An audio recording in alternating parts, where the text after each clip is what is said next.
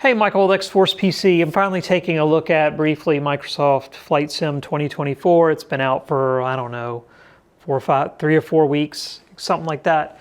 Anyway, one of the things that caught my eye, I mean, it may crash, don't worry about that, because I'm not flying it. And they took out the AI piloting as far as I can tell, so I can't just tell it to fly itself.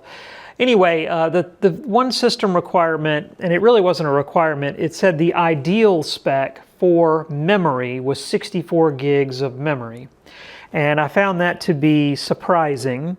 So I said, I need to test this for myself. So finally, I ran a little test here. And I'm just flying over New York City with the included Cessna 172. It is 4K ultra settings. I threw another 1080 display over here just for a good measure. And right now, the entire system is consuming 27.5 gigs of RAM, and Microsoft Flight Sim is consuming about 20.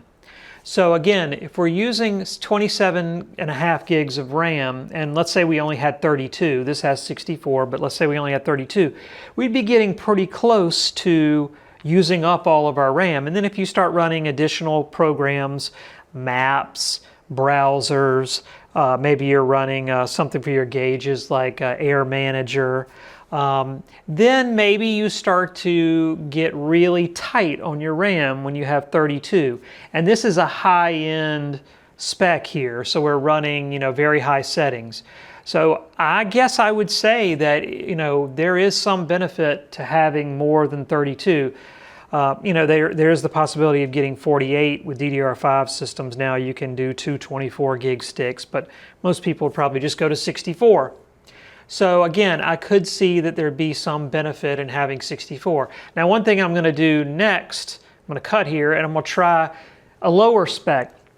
Let's say you just have a single 1080p display and you're running on medium settings. Let's see what kind of system memory consumption we have with that. All right, we're back now. Hopefully this thing doesn't crash.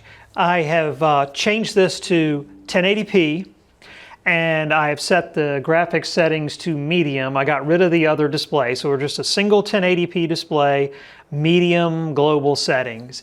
And our memory consumption is still pretty high, but has definitely come down. So we're using a total of 20.5 gigs of RAM right now. And I really don't want this to crash. I just hate to see planes crash. The software itself, Microsoft Flight Sim, is using 13 gigs.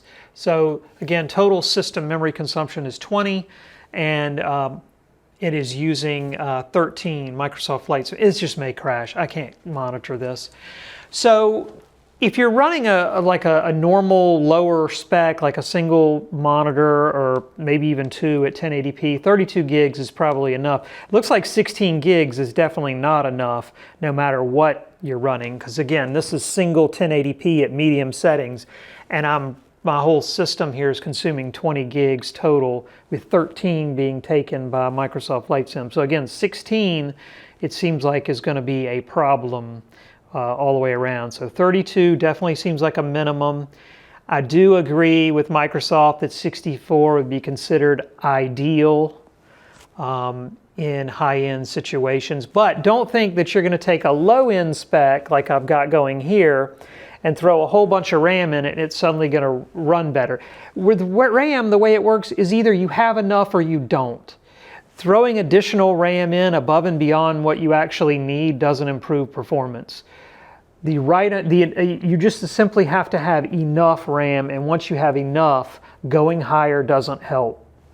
So hopefully that helps clear up a little bit of at least my confusion it did, about how much RAM you might need for Microsoft Flight Sim.